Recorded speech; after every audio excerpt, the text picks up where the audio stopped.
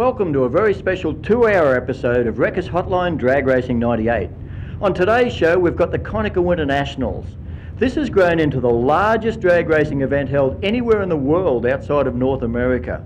We've got 521 competing teams from all over Australia and overseas packing in here to Willowbank Raceway for the Winter Nats. Now joining me is my fellow commentator Paul Kasos. Paul, already early on race day, the crowds are pouring in. We could be heading for a record. Well, Robert, wouldn't surprise me. Last year at the Winter Nationals we had 33,500 people, but this year race fans from all over Australia and New Zealand are heading here. It wouldn't surprise me if we get as many as 40,000 here this weekend. Well, we've had 2 days of qualifying already in unusually mild conditions, normally a lot colder at this time of the year at Willowbank Raceway. But here on race day, the westerly winds have sprung up, and Paul, I think it could get quite cold tonight. That could be good for the engines. Well, the Winter Nationals, Willowbank in winter really means horsepower, and it wouldn't surprise me if that magic 300 miles per hour mark in top fuel was broken. Well, staying on top of that story and all of the information that's going to come out of the pits will be Tanya Campbell. And of course, the guy the racers want to see down in the braking area is Chris Diggles. If he goes to them with a microphone, they've won their run. Well, before we get into racing, let's have a look back at the very best of the qualifying from the last 2 days. With 521 entries, qualifying for the Konica Winternationals got underway early on the Friday for the Sportsman classes. All the professional categories hit the track for the first time that evening. The strength of this Friday night qualifying session for everything from Superperformance Top Doorslammer right through to High-Tech Oil's Top Fuel attracts a larger crowd each year.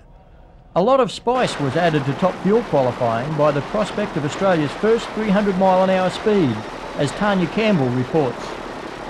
Here at Wreckers Hotline Drag Racing 98, we'd almost grown bored talking about the possibility of the first Australian 300 mile an hour pass. That was until 2 things happened. Firstly, we saw the entry list for the Konica Winternationals. It includes 4 teams who have already run 297 mile an hour or better.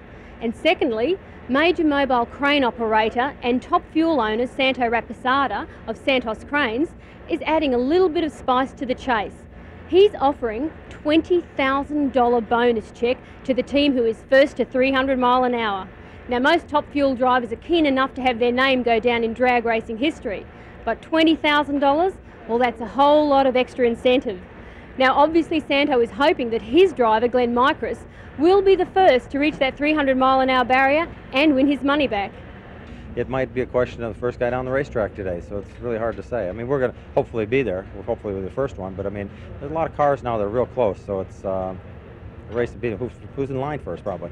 For some time now, Graeme Cowin in the Shell Rocket Industries dragster has shown the power to run 300 mile an hour, but he just hasn't managed to put it all together over the quarter mile. The car's been consistently quick to half track. I think we got the speed record to half track at 2:55, but theoretically we need to pick up another 50 mile an hour on the other half, and we haven't been able to do that, so we're still a bit behind the 8 ball, but if we do, obviously we'll run well over 300.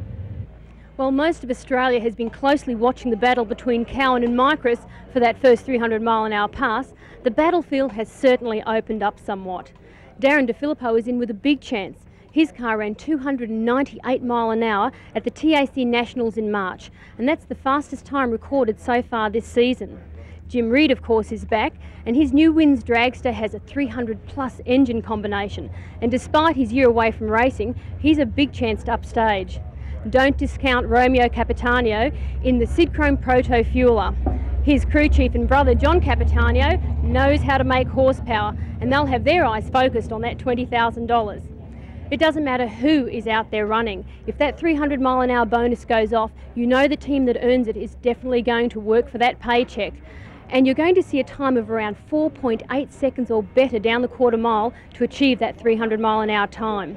That works out to about, 4 seconds, $20,000, around $18 million an hour. Now, where can I get a job like that?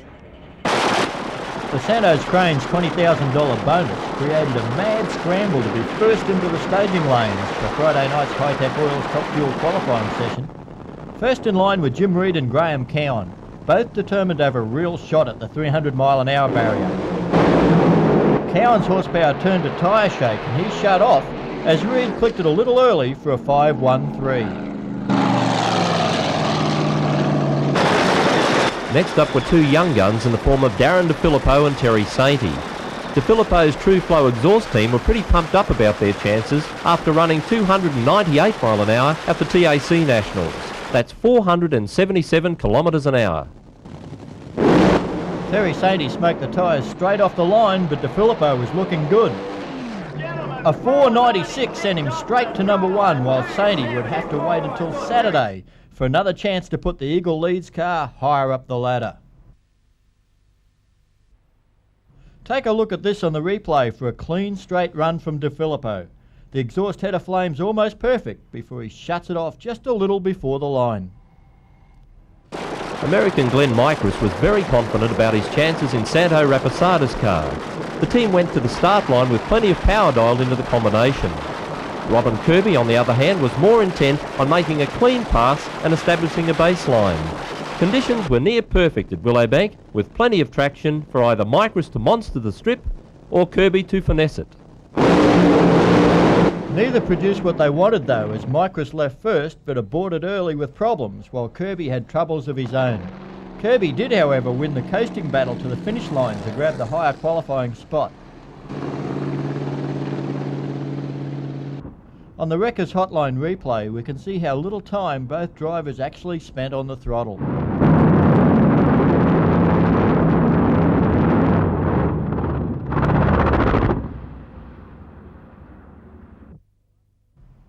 So after Top Fuel qualifying session 1, Darren DiFillipo on top with a 4.96 from Reed, Cowin, Kirby, Mikres and Sainty. Not very representative of what Top Fuel can be yet, but there was another 2 sessions to come.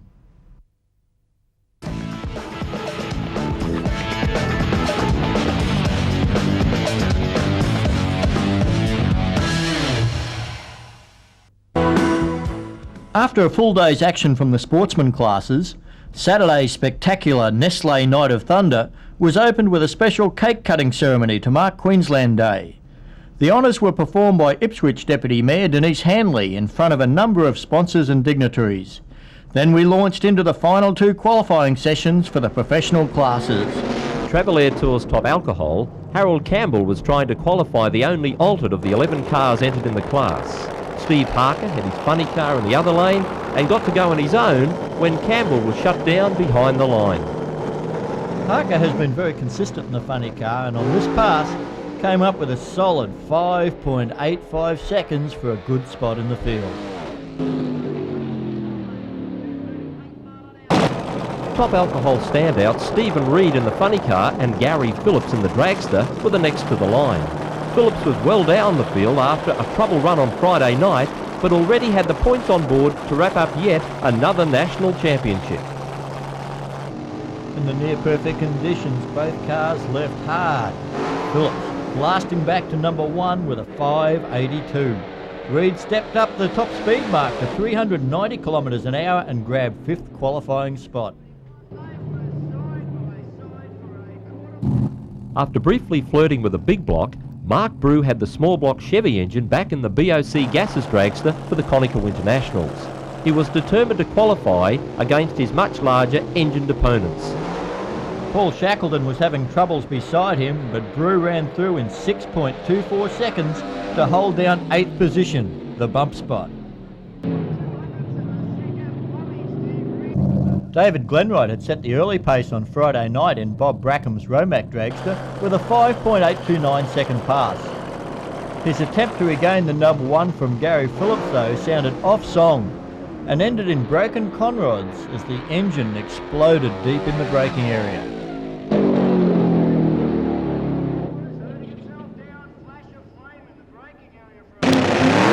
Tanya Campbell's brother Harold was down to one last chance to qualify as the Nestle Night of Thunder wound down, but this huge burnout ended against the wall and put paid to his chances of making the field.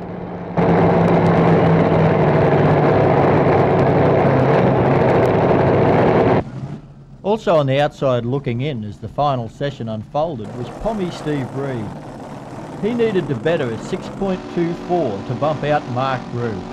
Comfortable in the other lane was Paul Shackleton, who already had a 5.94 on the board, Reed's 6:26 was close, but not close enough. So at the completion of qualifying for Travel Air's top alcohol, we've got Gary Phillips on top, followed by David Glenwright, Steve Harker, Wayne Newby, Australian Stephen Reed, Paul Shackleton, David Hawke and Mark Brew. Last few weeks, and that the last qualifier we did. In Superformance Top Doorslammer, all eyes were on Victor Bray. Could the 3 times Australian champion win his first Konica Winternationals, or would his big event jinx strike again? Bray certainly signalled his intentions right throughout qualifying.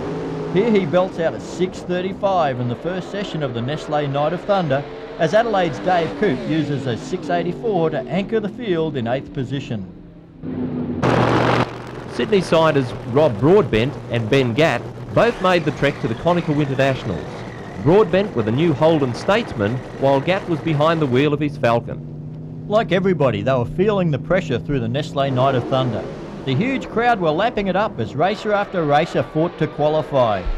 Gatt's 680 was good enough to make the field, but Broadbent's 691 fell just short.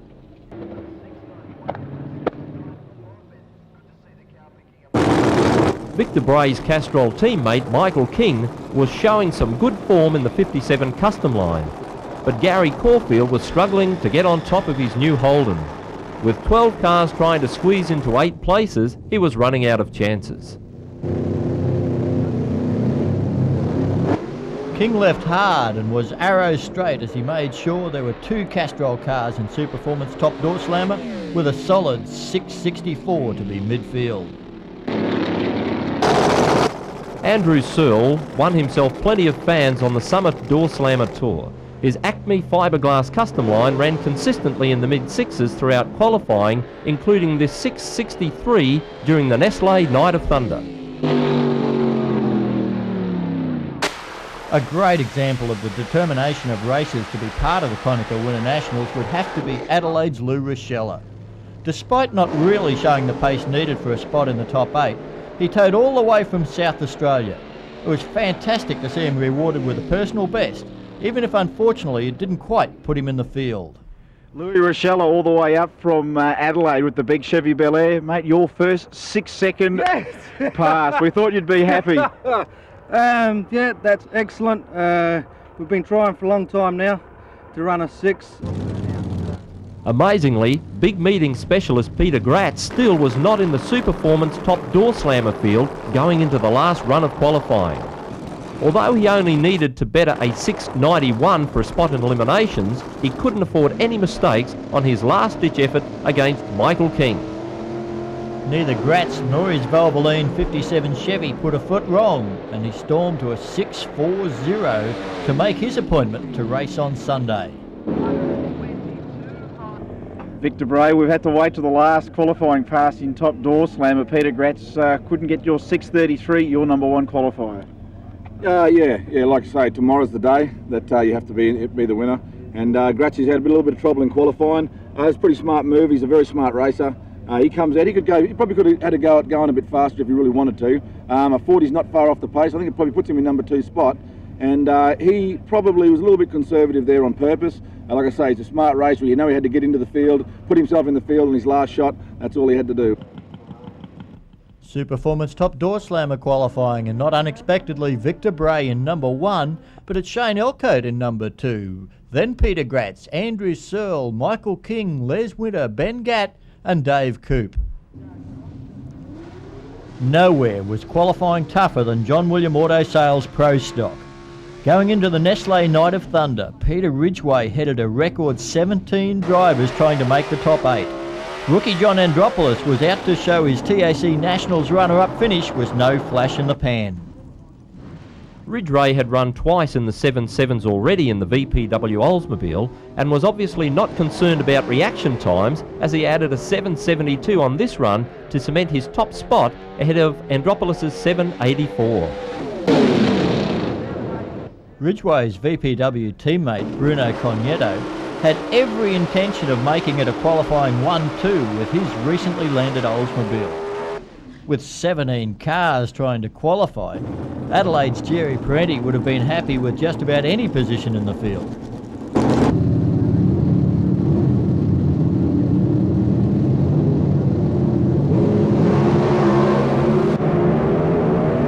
Cogneto hit the target with a strong 7.76 to grab second, but Parenti languished back in 11th with his 7.99.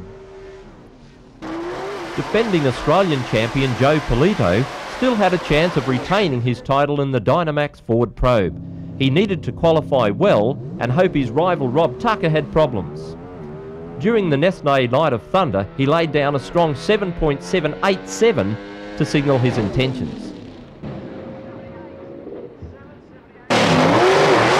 Brisbane's Rob Tucker came to the Konica Winternationals with a 45-point championship lead in the Performance Wholesale Oldsmobile ahead of Polito. Listen to Tucker rev this engine to near 10,000 RPM as he works the 5-speed gearbox.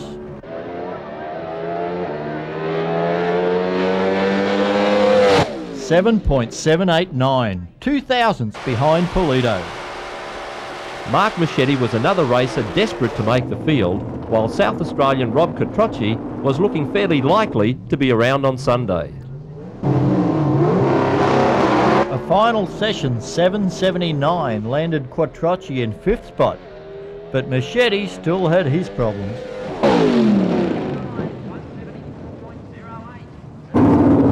The man making the great leap forward in Pro Stock recently has been Craig Hasted. His Craiger Performance Usher Constructions Thunderbird has slashed its times to be a major force. Hasted became the 6th driver of the event into the 770s with a 7.79. Competition for a spot in the field became even more intense as the final session of Nestle Night of Thunder progressed. Kim Petterwood continued to hang on to 8th spot in the Lifestyle Pontiac with this 7.86, while John O'Carney in the John William Auto Sales Pontiac missed out with a 7.95. How tough was the field? How about this? Tony Wedlock's fighting 7.89 made him the quickest non-qualifier in Pro Stock history. Now that's tough.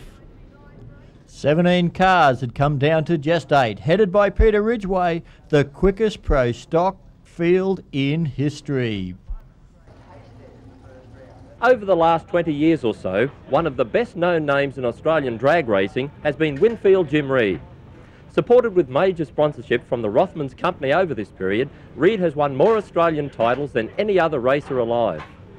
With new laws forcing the end of the tobacco company sponsorship at the end of 1995, Reed found himself without a major sponsor for the first time in his Top Fuel career. Now, despite this, he contested the full 1996 season with great success while seeking a replacement sponsor. In tough economic conditions and an incredibly competitive sponsorship market, no major corporate backer was found, and Reed just ran a limited campaign last year, culminating with his runner-up finish at what he describes as his favourite event, the Konica Winternationals. Now, Jim hasn't raced since, but thanks to the backing of Wins, makes a return to the track this weekend, unable to stay away from Australia's premier event. Well, we've been running at the Winter Nationals now since the mid-70s, I suppose, in the Top Fuel car, the old Surfers Paradise track. I believe we've competed at 16, we've won 10, runner-up at 4. I think the other 2 were match races, so our record's pretty good. So we figured we got a good shot here tonight. Now, if you think Jim Reed might be at a disadvantage after a year away, think again. His Wins Dragster now features the very latest in Top Fuel engine technology after a shopping trip to the USA to prepare for this event. Oh, I think any of the 8 cars that are here on their day can run 300, but you must remember, track conditions come into it, the weather comes into it. It's not just the equipment. Some of the best drivers in the United States don't qualify at times, so that should really answer your question. On its day, yes, it'll run 300. Jim Reed is certainly back and looks determined to make sure his Top Fuel opponents get to know all about it. And it was Jim Reed and Graeme Cowin who were the first to the line again in the opening session of Saturday's Nestle Night of Thunder. This time it was Reed with the early problems, before Cowin fireballed an engine through the finish line.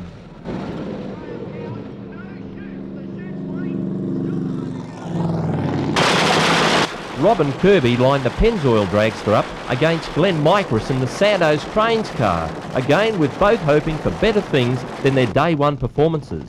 That $20,000 bonus was also still up for grabs. Mikres had to lift for a moment and Kirby had an exhaust come adrift, but both drove through the lights for a 5.12 and a 5.14 respectively. In the final session of Hi-Tech Oil's Top Fuel qualifying, Terry Sainty was still after a representative time and Jim Reed was once again loaded for bear. Reed knew he had the hardware for getting the combination right to handle the cold, dense air, and superb traction was proving to be tough. This time, the car left hard but drifted to the centre line, hitting the 1,000-foot timers at over 250 miles an hour. Look, so much for only having sponge in the middle of the track, you guys. Eh? Hey, just as well. Bit of sponge didn't do that.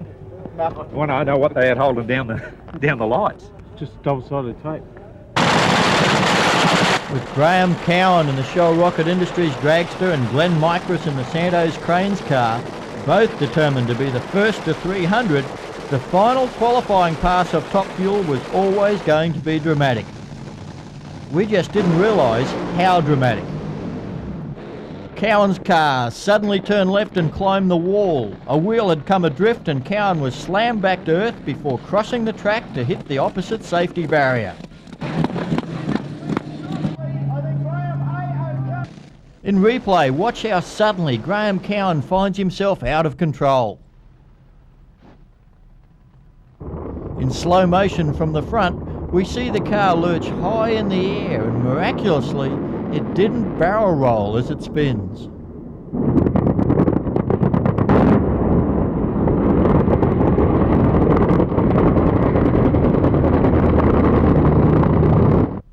Amateur footage shot from the grandstand provides another dramatic view.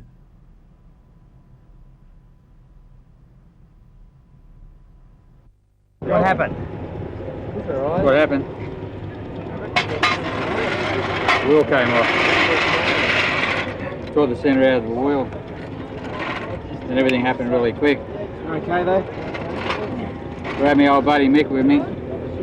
My mate Mick got shot 2 weeks ago. Yep.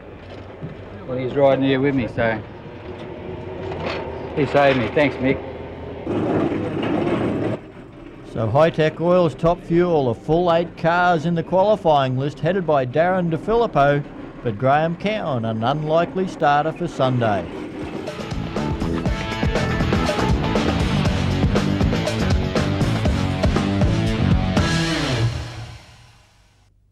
The supercharged cars come to the line. First up, Scott Leo in the Competition Performance Commodore and Dean McLennan in the Castrol Funny Car. The Wreckers Hotline Top Comp run on a handicap system. The drivers all nominate their own handicap time. The difference is dialed into the Christmas tree starting mechanism. Then we've got a race to the other end. Dean McLennan just pointing out something to his crew there. Joining me in commentary as usual, Paul Casos. Top Comp, always plenty of action. Plenty of action and just about to get underway as the lights run down and Scott Leo goes well. Dean McLennan, I think in a little bit of strife this time. Wait and see. Left the red light on the tree and Scott Leo an 8.06, 216 kilometres an hour for the win. Of course, if you leave too soon, it is a red light and you lose. Adrian Christian there in the Eastern Creek Performance Holden up against Matt Abel, all the way down from Darwin for the Konica Winternationals in the Abel Tiling Services Capri. First round of Wreckers Hotline Top Comp Eliminator, and these guys have smoked in the start line at Willowbank Raceway. All states of Australia represented here at the Konica Winternationals. Long way to tow for Matt Abel all the way from Darwin. Adrian Christian, of course, up from Sydney, regular competitor now in this Holden. We find him in Wild Bunch at the Canberra track and, of course, at Wreckers Hotline Top Comp here at Willowbank for the Konica Winternationals.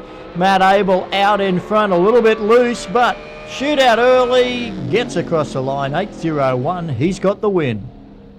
So confidence there for Matt Abel pulling that chute so early, but ex-pairing now, Debbie Reed, the Reed Transport Dragster, taking on one of the colourful cars in drag racing. This is Kevin Campbell in the 34 Ford Coupe. Debbie Reed has been running in the 6-second zone with her small block Chevy-powered dragster. Here she is, picture of concentration behind the wheel. Kevin Campbell, a 7-second runner in that 34 Coupe. a pretty popular car with the ladies out here. You couldn't get it much pinker, that's for sure. Top Comp, let's see how they go now in this first round battle. Lights go to green. Kevin Campbell's going well. Red light on the tree for Kev though. He's left too soon again. It was just obstructed by the starter's hut, but Debbie Reed will get the win. Darryl Woods now in his EV Falcon, taking on a guy who's won out here at Willowbank many times. This is John Payne in his Chevy Corvette. Payne, of course, one of the founding members of the Australian Wild Bunch Association for the supercharged sedans. Now we have two of them in this first round of Wreckers Hotline Top Comp. And Darryl Woods has been stepping up the performances in this Falcon. He's looking pretty good of recent times. John Payne there, though, he is one of the real contenders. And in fact, I think won this meeting last year. Darryl Woods away, both green lights this time. John Payne doing the chasing. The Ford, the Corvette's coming on the bottom end. It's the Ford. Darryl Woods, 8:29, 240 kilometres an hour. Payne was a little bit too late, and Woods' crew were pretty happy with that one. Dennis Paul now with a Keith Black Chrysler-powered dragster to take on John Moll, a real good mate of Darryl Woods'. I guess he'll be trying to make sure there's a party on in the pits tonight between those two teams. Yeah, a variety of race cars is what makes Top Comp so exciting, and here's a good example of it, the sedan taking on the dragster. And of course, it's this dial your own handicap system that evens it all up. The racers do qualifying, then when they get to racing, they can nominate what time they want to be handicapped on. Now, John Moll's got out fairly strongly. The dragster's got a big top end, but John Moll hangs on by about a wheel, a 786 at 253 kilometres an hour. This is Russell Schaefer, the Caloundra Wreckers dragster, taking on Steve Swinscoe. The performance will be a Super Performance funny car. Swinscoe, the current leader in the Wreckers Hotline Top Comp series, and there's a nice little pot of gold at the end of the series for that one. Here he comes back from his big long burnout, getting guided back in his own tyre tracks. Russell Schaefer's gone into stage. I saw both stage lights come on there, and well, Swinscoe's still in the burnout procedure. There is a 20-second rule that applies. Once a racer goes into stage, his opponent only has 20 seconds to get into the start line beam. But I have to say, Paul, staging that early isn't what you'd call too sportsmanlike at times. I see the Andrew official there with the clock watch, the stopwatch, but it looks like Swinscoe will make it. Oh, it didn't make it. In fact, the starter has flicked the switch, and it'll be... Yes, Schaefer's going through, and that will be controversial, Rob. There'll be some discussions about that one in the pits, that's for sure. There's already some discussions on the start line there. As I say, the 20-second rule does apply, but there are some ethics that's normally followed. Morris Fabietti from Sydney in the new Pontiac Trans Am. This is a brand new race car. Taking on Dave Wallace, the Brisbane Drive Shafts Holden Commodore. Yeah, what a difficult race meeting, in fact, to debut a new car. But Morris Fabietti, been around drag racing for a long time, and what a really smooth-looking machine under the lights here tonight at Willowbank. Well, last year we saw him, I think, go to the quarter or semi-finals in Top Comp Eliminator at the Konica Winternationals. That time, though, he was driving Steve Turner's Nostalgia Dragster. This time, a sleek Pontiac, the American body car, up against, as we say, Dave Wallace in this Brisbane Drive Shafts and Balancing Service big block Chevy-powered Calais. And you've got to give it to Dave Wallace. He really does present this car well. We're, of course, in the Nestle Night of Thunder at the Konica Winternationals. And watching the tree run down there, and both getting green lights. Dave Wallace is going well. Morris Fabietti, who's going to get there first? It's Fabietti, 7:29, 244 kilometres an hour. Wreckers Hotline Top Comp, a full 16-car field. Tom Coonan, the next one out in the Holtz Crane Hire car. And how about this BMW for Alfie Sabello? Beautiful car up from Sydney. Yeah, the preparation of all our race cars here at Willowbank Raceway is just of the highest order, but just take a look at the detail here on this BMW. Well, both of these cars shining examples of what Top Comp Eliminator is all about. A big engine for Alfie Sabello, and Tommy Coonan, on the other hand, he's just got a small block Chevy, but the detail inside Sabello's BMW, it is just a beautiful race car. And our cameras there, Wreckers Hotline Drag Racing 98 cameras getting in nice and close. Well, both of these cars are staged. The lights go to green. Tommy Coonan's going well. Tom Coonan in the Ford LTD. Here comes the BMW. It's the Ford. Tom Coonan, 774, 276 kilometres an hour.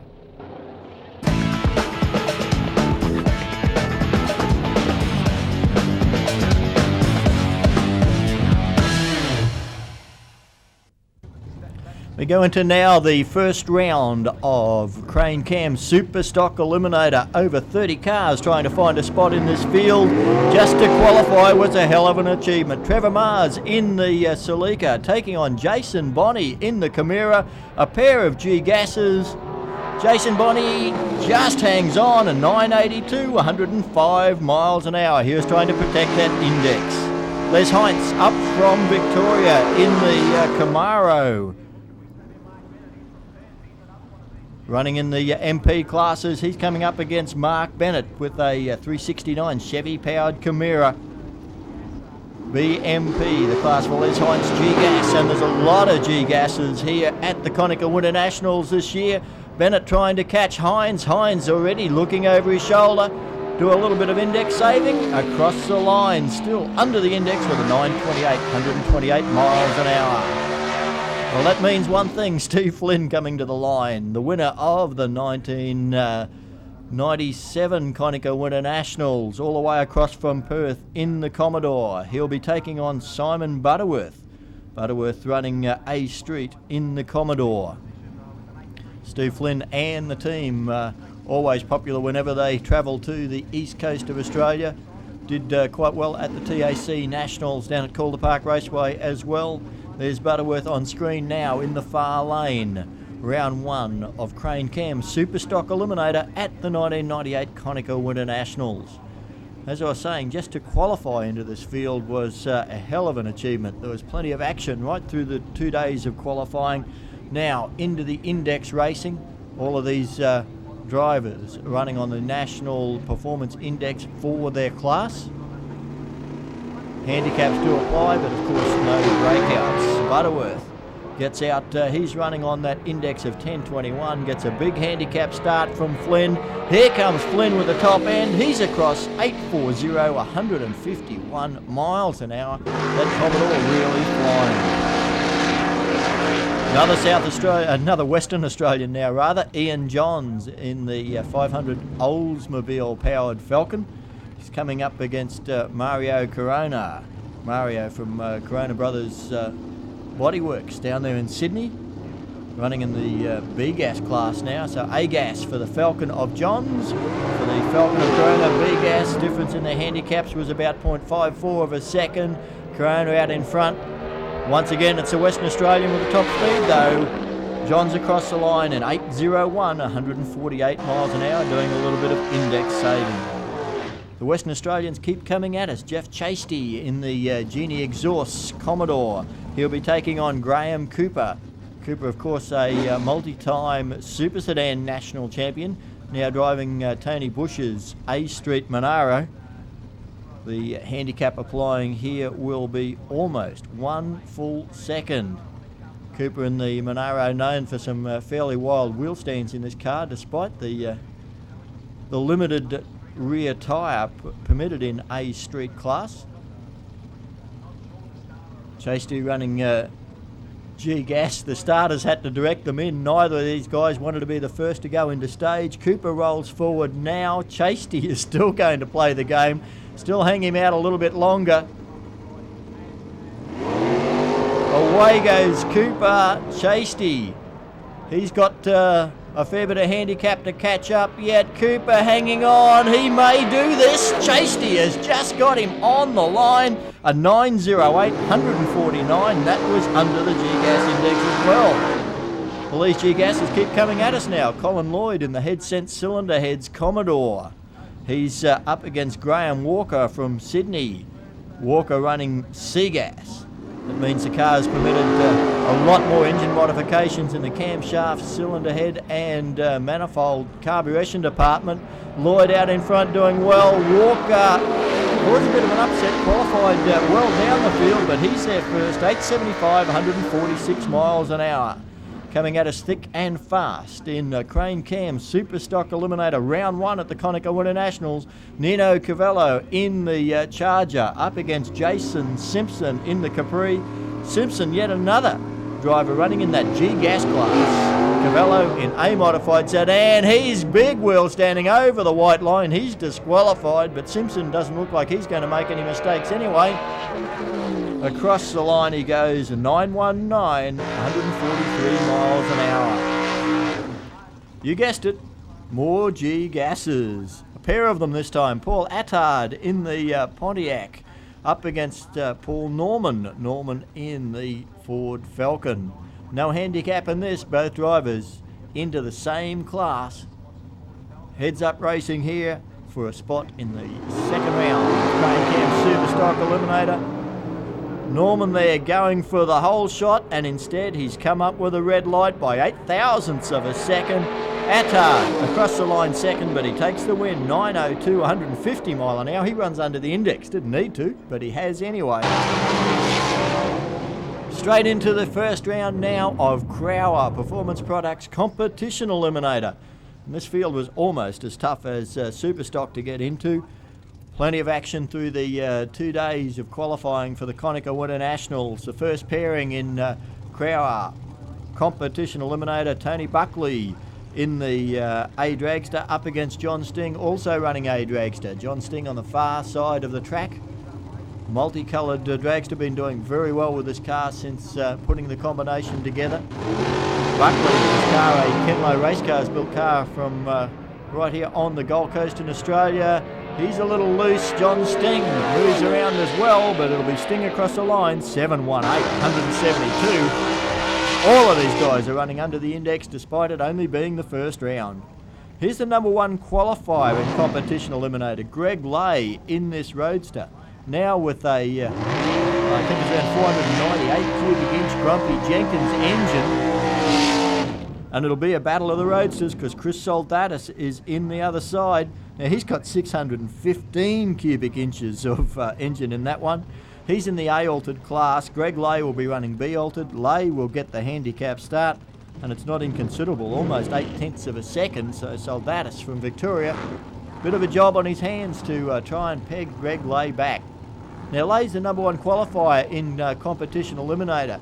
He's already picked up some bonus money from HeadSense cylinder heads. If he can go all the way and win the event as well, that puts him in a position to win the Competition Eliminator jackpot. And he's going to do it because Soldatis fouled away. So Greg Lay there, 783, 151 to Soldatis' red light. Marcus Chambers in the HQ, running in the Double C gas class, supercharged small block.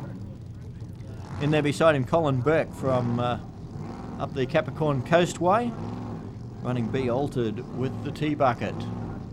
Competition Eliminator. Mainly now the domain of open vehicles such as dragsters and altereds, but still a few sedan classes in there such as this Double C gasser.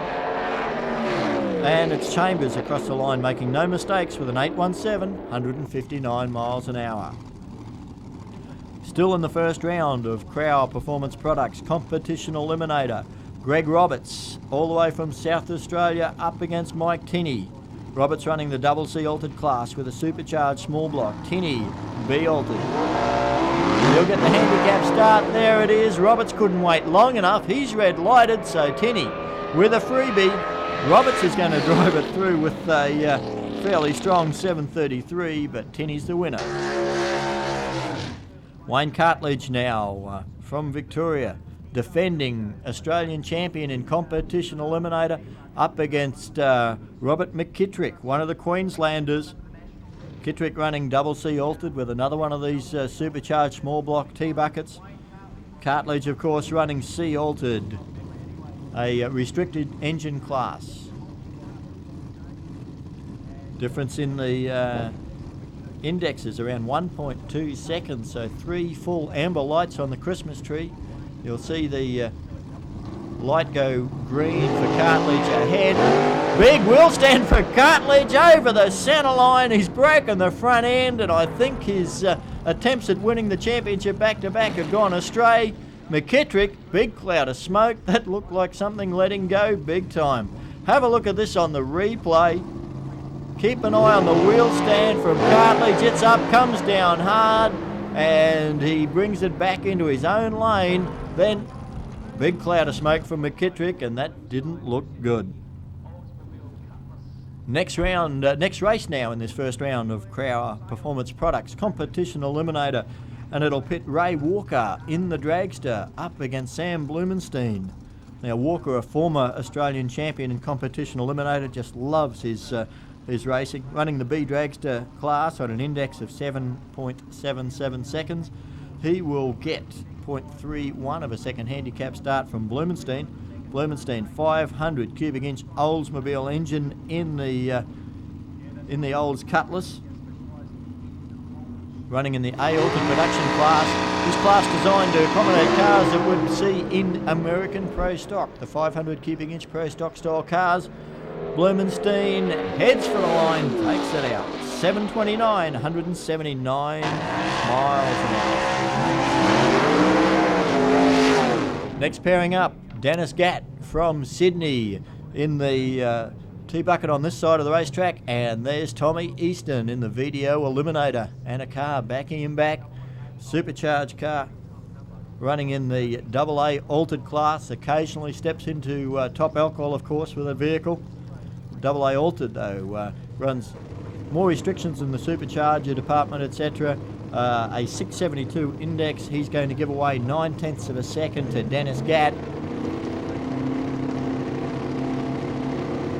Gatts were the winners at the Premier State Nationals to start the 97-98 championship season. And a lot of tyre shake there for Tommy Easton. Gatt's going to run it across the line to take out this first round battle. He'll do that in 8:41. Ron Newton in the orange Roadster now, up against Rod Rainford. Newton from Head Cent Cylinder Heads in Brisbane. Rainford all the way up from Melbourne, Victoria. Both these cars running in the C-Altered class, so we'll see another heads-up race. Revs come up, lights go to green. Looks like Rainford by a wheel at the 330 foot mark. Newton trying to come back at him. Rainford across the line, he'll take out that one, and 874, 146. Crowd coming in already here to Willowbank Raceway for early racing at the Konica Winternationals. We had a grand total of 521 entries right across all the classes. To be able to handle that and get it down to workable numbers by the start of the main part of the program at, scheduled for around 5 o'clock this afternoon, we've had to start early racing, would you believe, at 10 a.m. in the morning. Modified Bike alone had a huge entry list. Junior Dragster, similar. Super Sedan and Super Street both had over 80 runners in it. As we now watch the last race of the first round of Modified Bike Eliminator, before we get into round one of Morgan and Wacker Comp Bike Eliminator. First bike we see Colin Linney up from Sydney on the 10/10 Motorcycles Suzuki. He'll be taking on Craig Bonwick, a fellow Sydney sider, on the pushrod comp bike class Harley Davidson. Once again, the national index system applies. Linney to do the chasing, but it's, doesn't have to chase too hard because Craig Bonwick left a red light on the tree. He is just going to cruise it through, and Linney rolls across the line into what's a fairly strong headwind here at Willowbank Raceway.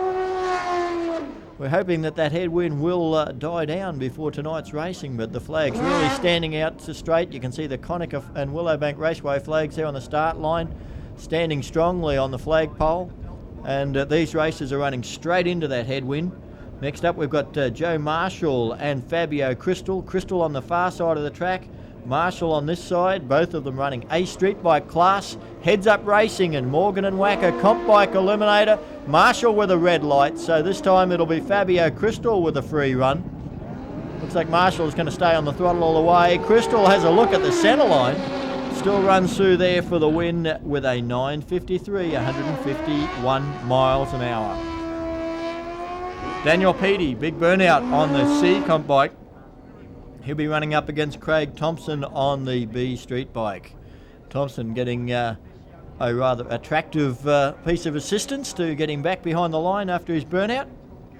Daniel Peaty, very well-credentialed young racer from up the Capricorn Coast area of Queensland. I think calls the track at Gladstone home, at Benarabi rather. And it'll be Daniel Peaty across the line, 8:23, 150 miles an hour. Les Kennewell now, next to come forward on his A-Comp bike. He'll be taking on John Parker on the Morgan and Wacker Harley Davidson. So John Parker, very popular Queensland racer here, well placed in the Morgan and Wacker comp bike series that we run here at Willowbank Raceway right through the year. Les Kennewell to do the chasing. He's got a big chase on his hands, John Parker. I don't think he'll make any mistakes from here. Parker across the line, 9:49, 129.05. Still they come forward, and it's Mick Sargent all the way from Western Australia. Sorry about the loss of pictures there. Small glitch in the system, and it'll be Mick Sargent, an 8:73 at 148. Put away Danny Grotto. Well, some of the pictures were fine anyway. Alex Cadas now to take on Josh Marshall. Once again, we've got a heads-up A street bike battle. Josh Marshall and Alex Cadas. Marshall in the far lane, Cadas nearest the camera.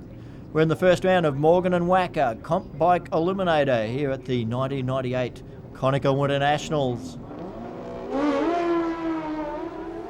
Away they go. Alex Cadas, Josh Marshall. There's not a lot in this one. Cadas will get the win, 9:58, 146 miles an hour. Well, that's the sound of a Harley Davidson. It's Perry Mackey from South Australia, one of the leading contenders in the pushrod comp bike class around the country. He's up against Queenslander John Aiden on the Phil Beaumont Motorcycles Kawasaki. Aiden running in the B altered bike class. Mackey out in front, Aiden trying to chase him down, but I think this Harley has got plenty of horsepower. Mackey across the line first, a 9:07, 139 kilometres an hour. We move now into the final race of this first round of Morgan and Wacker Comp Bike Eliminator, and it pits the two-stroke Kawasaki of Ashley Taylor up against the Harley Davidson of Chris Jackson. Ashley Taylor, one of the last remaining two-strokes in Comp Bike Eliminator around the country, a 750cc triple Kawasaki. Doesn't look like good news for Jackson. He's pushed back, so Ashley Taylor will just cruise it through to close out Comp Bike.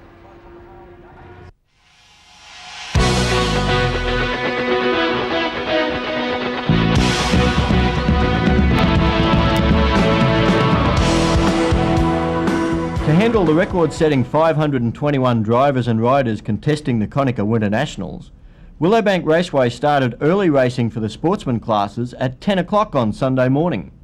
By 5 o'clock for the official ceremonies, the vast majority had been eliminated from competition, and they joined the packed spectator areas to witness the premier drag racing event held anywhere outside of North America. The Surf Lifesavers Westpac rescue helicopter captured the view from above as Willowbank Raceway once more filled the capacity for the Konica Winternationals. International Races for Christ President Ken Owens offered a dedication of the event.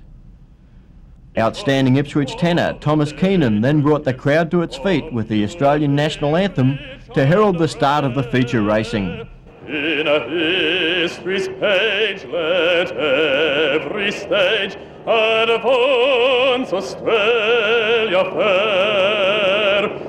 In a joyful strains then let us sing, advance Australia fair. Plenty of tingles down the spine as the balloon goes up on yet another Konica Winternationals. High-Tech Oil's Top Fuel round 1, number 1 qualifier Darren DiFillipo to take on the Brisbane boys, Roy Smith and Mick Applewood with the local Top Fueler. Qualifying has produced these pairings, DiFillipo and Smith, Reed, Mikres, Capitaneo and Sainty, Kirby, but I don't think Cowin will be back for round 1. So it's Victoria against Queensland. Darren DiFillipo, the True Flow exhaust dragster, taking on the Applewood and Smith dragster. Roy Smith at the wheel, the Sainty engine there just being tended to. Yes, I think Roy and Mick have had a few problems getting on top of the clutch in this car during qualifying, but that Sainty engine producing plenty of horsepower. The DiFilippos, on the other hand, only 1 run so far this weekend, but it was good enough for number 1, and they did that on Friday night. DiFillipo moves it in and away they go. DiFillipo's got a good lead here. He'll take the first win, and through he goes at 5:17, 341 kilometres an hour. We'll take a look from the Surf Lifesavers Westpac Rescue helicopter. Have a look at DiFillipo. Shuts it off at, about half track. Still runs a 5.17. He is going to be tough in the semi. So it's Terry Sainty now at the wheel of the Eagle Leeds dragster, taking on from Victoria, Romeo Capitaneo in the Sidcombe Pronto dragster. Capitaneo doesn't come to Willowbank too often, but when he does, he's normally here on business. The Sidcombe Proto car, plenty of horsepower available. Terry Sainty, another guy that's been struggling to get on top of the clutch. The car has been smoking the tyres. Capitaneo the favourite, but Sainty's put a whole shot on him. Look at this, it's a smoke 'em up battle. Picks the wheels up again. Sainty, 681, still runs 346 kilometres an hour. He's there first. Yeah, just what you got on replay here, and both cars in a little strife there. Terry Sainty there getting a little crossed up, under control, and goes through for the win. Amazing how that car can pick up the front wheels at 1,000 foot with just a touch of the throttle.